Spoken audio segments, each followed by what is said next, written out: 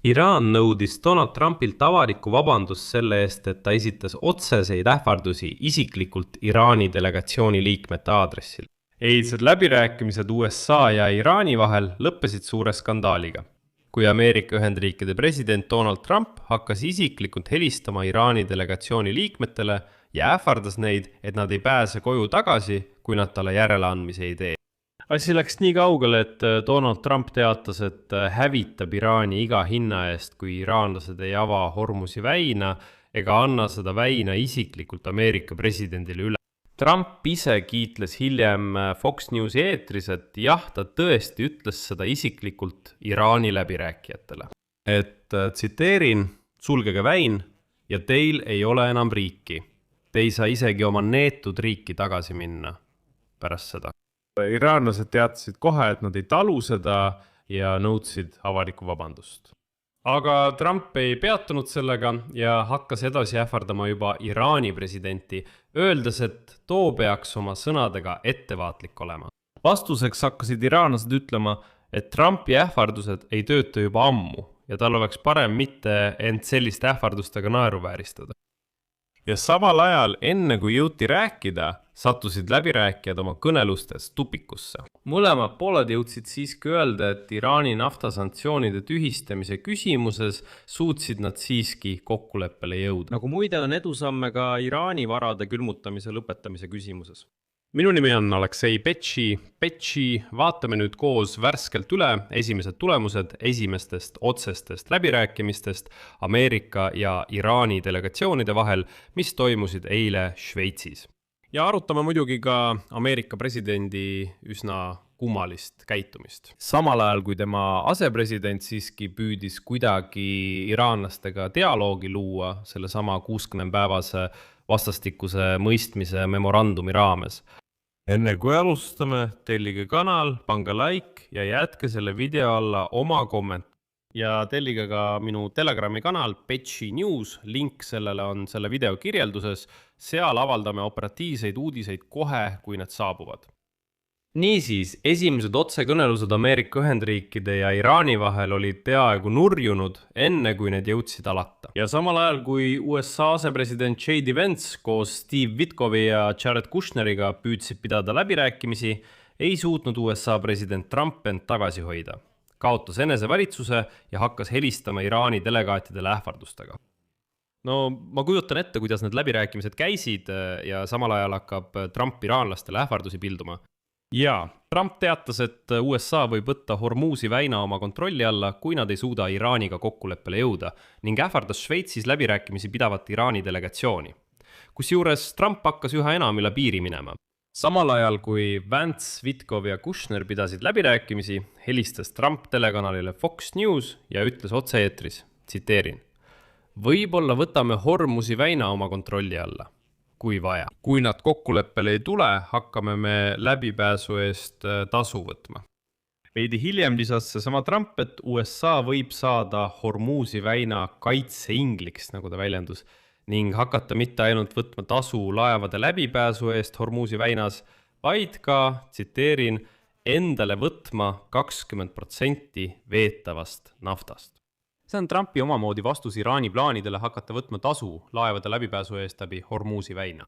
Samal ajal teatas Iraani sõjaväejuhtkond laupäeval väina sulgemisest seoses Liibanonis taas puhkenud lahingutega Hezbollah ja Iisraeli vahel, mida iraanlased nimetasid esimeseks tingimuseks läbirääkimisteks. Nad väidavad, et Liibanonis peab sõda lõppema ja siis saab pidada läbirääkimisi. Lõpuks teatas Trump, et ta isiklikult ütles Iraani esindajatele, et, tsiteerin, sulgege väin ja teil ei ole enam riiki. Te ei saa isegi oma neetud riiki tagasi minna. Aga sellest ilmselt ei piisanud. Ja siis Trump vihastas iraanlaste peale veel ka seoses Hezbollah võitlejatega Liibanonis, kes rikuvad vaherahu Iisraeliga ja sellega rikuvad ka USA ja Iraani vahelist memorandumit. Järgneb veel üks Trumpi tsitaat. Iraan peab viivitamatult takistama oma kõrgepalgalistel käsilastel Liibanonis probleeme tekitamast. Kui nad seda ei tee, anname Iraanile uuesti väga tugeva löögi. Nagu eelmisel nädalal, ainult veel tugevamat.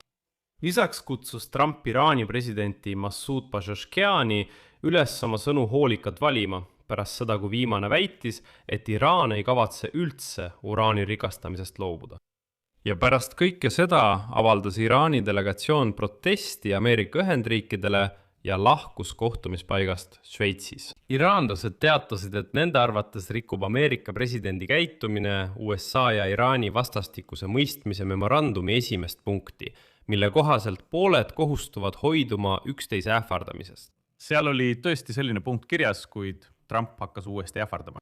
Lõpuks lahkus Iraani delegatsioon läbirääkimistelt, võttis tõesti pausi, pidas nõu ja nõudis seejärel ajakirjanduse ees Ameerika Ühendriikide läbirääkijatelt, et president Donald Trump vabandaks nende ees ähvarduste pärast. Ei ole teada, kas Donald Trump vabandas, kuid läbirääkimised siiski jätkusid. Seda sellepärast, et need on praegu Iraani jaoks väga olulised. Tuleb seda siiski tunnistada. Teisest küljest andis paus läbirääkimistes iraanlastele veel ühe võimaluse Donald Trumpi porri tampida. Ma selgitan, miks.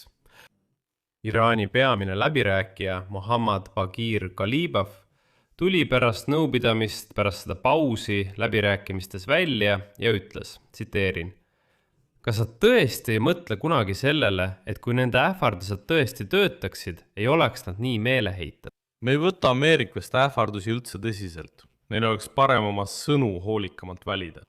Meie relvajõud on valmis neile teistmoodi vastama. Ükskõik kui palju nad ka ei räägiks, tegutseme just meie. Huvitav on see, et samal ajal kui Trump neid ähvardusi pildus, helistas ta Fox Newsi, andis seal otse-eetris avatud intervjuu ja rääkis, kuidas ta kavatseb Hormuzi väina vallutada.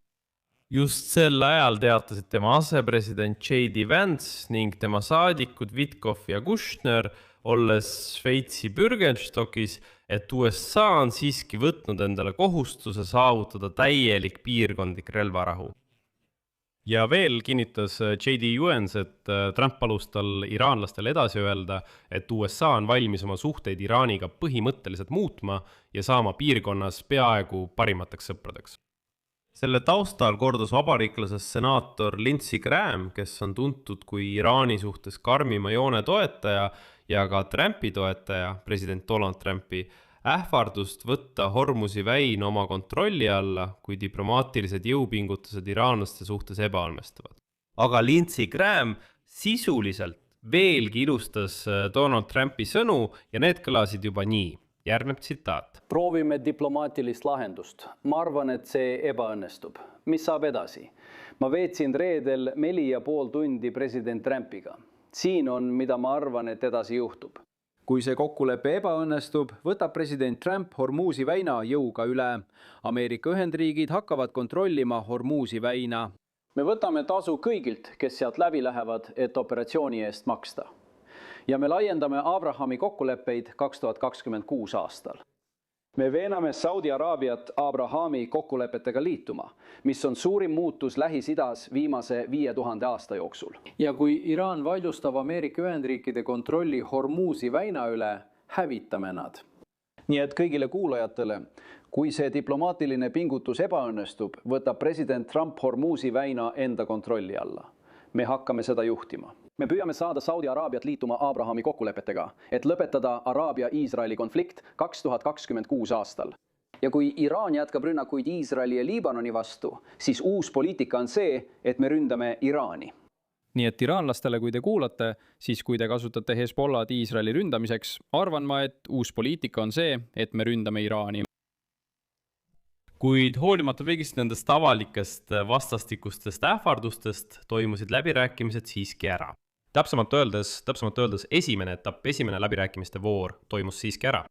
On teada, et üheks läbirääkimistel arutatud küsimuseks olid konfliktide ennetamise mehhanismid Liibanonis ning relvarahu režiimi järgimise tagamine seoses kokkupõrgetega Hezbollah ja Iisraeli vägede vahel riigi lõunaosas.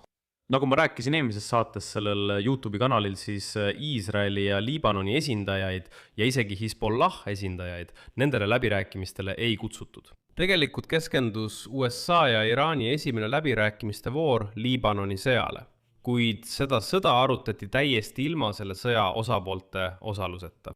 Lisaks jõuti arutada tulevase tuumaleppe elemente, kuid allikate sõnul tehti seda väga põgusalt, kuna praegu arutatakse teisi küsimusi. Puuduti ka Hormuzi väina kontrolli küsimust ning loomulikult tõstatati sanktsioonide ja külmutatud Iraani varade teema. Ja nüüd ühelt poolt on Iraani meedia juba teatanud, et pooled on lõpetanud ajutise kokkuleppe projekti väljatöötamise, mis vabastab Iraani ajutiselt USA sanktsioonidest, mis puudutavad Iraani naftat ja naftatooteid. Hossein Karbanzadeh, Iraani delegatsiooni majandusekspert, teatas, et sanktsioonidest vabastamise küsimus antakse peagi elluviimisele. Lühidalt öeldes sanktsioonide osas jõuti kokkuleppele, nüüd on vaja lihtsalt mehhanism käivitada ja kuidas seda öeldaksegi, taastada Iraani naftatranspordi litsentside väljastamine. Ta kinnitas, et pooled arutasid ka Iraani varade külmutamise lõpetamist. Ja mis edasi? Naljapeseks. Karbanzade lisas, et teised vastastikuse mõistmise memorandumi sätted USA ja Iraani vahel ei jõua elluviimise baasi. Kuni Liibanoni sõja lõpetamise küsimus pole lahendatud ja kuni Iisrael pole oma vägesid Liibanonist välja viinud, mida Iisrael ei kavatse teha. Aga mis puudutab sanktsioonide tühistamist ja Iraani varade vabastamist, siis selle nimel võib põhimõtteliselt Liibanoni sõja välja kannatada ja selle ees silmad kinni pigistada. Ja neid punkte, ütleb ta, me saame ellu viia. Isegi kui Hezbollah ja Iisrael vahetavad lööke, siis kõik muu mitte mingil juhul. Ja seni ameeriklased nõustuvad sellega. Teisest küljest Ameerika Ühendriikide energeetikaminister Chris Wright. Pooled. Minister hakkas järeleandmisi pisendama ja kutsus kõiki üles mitte üle hindama, nagu ta ise väljendus, mitte üle hindama järeleandmiste ulatust. Tuletades meelde, et Iraan on niikuinii aastaid sanktsioonidest mööda hiilinud ja seetõttu nende tühistamine tegelikult midagi ei tähenda. Järgneb tsitaat Chris Wrightilt. Iraanlased on müünud naftat suurem osa viimase 47 aasta jooksul. Kõik, mida nad nüüd saavad, on lihtsalt võimalus oma naftat uuesti müüa. Lihtsalt, mis seal ikka, lihtsalt teenida miljardeid dollareid nafta müügiga. Lihtsalt niisama, väike asi. Vabandust, jätkan tsitaadiga. Aga me oleme neile nende 2 kuu jooksul tõestanud, et suudame täielikult lõpetada nende naftamüügi. Mitte tilkagi ei lähe ja see on oluline survevahend. Praegu olukord taastub endisele tasemele, kuid nad ei saa tagasi ühtegi oma muud vara. Nende enda külmutatud varasid ei vabastata enne, kui tuumaläbirääkimistel pole saavutatud märkimisväärset ja tõendatavat edasiminekut. Iraanlastel ei ole enam neid mõjutusvahendeid läbirääkimistel, mis neil varem alati olid. Millised täpselt, seda Wright otsustas mitte täpsustada. Nüüd oodataksegi, et USA ja Iraani vahelised poliitilised läbirääkimised Katari ja Pakistani vahendusel kõrgel tasemel lõppevad täna. J.D. Vance, Witkoff ja Kushner lendavad tagasi Ameerika Ühendriikidesse. Tehnilised grupid jäävad tõenäoliselt Šveitsi, et jätkata läbirääkimisi. Kui just Donald Trump ei tee jälle mingit kummalist avaldust. Siia panen 3 punkti. Sõbrad, kirjutage oma arvamuse ja järeldused selle video alla kommentaaridesse. Tellige kanal, vajutage kellukesele ja ärge unustage panna laiki. Kui soovite selle YouTube'i kanali tööd toetada, olen teile selle eest tänulik. Kõik lingid ja juhised, kuidas seda teha, leiate selle video kirjeldusest. Samuti räägin teile, et olen spetsiaalselt teie jaoks loonud kinnise kogukonna Petši Insight, kus arutame koos teiega väikeses ringis teatud teemasid, mis siia YouTube'i ei jõua. Seal ei ole enesetsensuuri, seal pean teiega nõu teemade üle, mida võiksime sellel YouTube'i kanalil arutluse alla võtta. Ja seal vastan ma ka teie isiklikele küsimustele. Seetõttu on lingi kinnisele kogukonnale selle video kirjelduses. Kindlasti minge ja liituge. Sellega on kõik, hoolitsege enda eest, kõike head!